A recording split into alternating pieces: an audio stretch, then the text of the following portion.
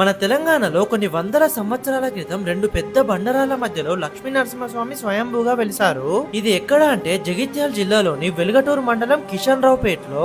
ఈ టెంపుల్ గుట్ట పైన ఉంటుంది. గుట్టపైకి వెళ్లాలంటే చాలా మెట్లు ఎక్కి వెళ్ళాలి. పైన మనకి ఒక గజస్తంభం, బండపై వినాయకుడు, హనుమంతుడు ఇంకా చాలా విగ్రహాలు కనిపిస్తున్నాయి. ఈ గుట్ట పైన ఒక పెద్ద చెట్టు కూడా ఉంది. నెక్స్ట్ ఈ రెండు పెద్ద బండరాల మధ్యలో నుంచి మెట్లు ఎక్కుతూ వెళితే లక్ష్మీ నరసింహస్వామి విగ్రహం, ఒక బండకి స్వయంభూగా వెలిసిన విష్ణుమూర్తి విగ్రహం కనిపిస్తుంది. ఇంకా లోపల ఉగ్ర నరసింహస్వామి విగ్రహం కూడా ఉంటుందంట. సూర్యకిరణాలు పడ్డప్పుడే అది కనిపిస్తుందంట.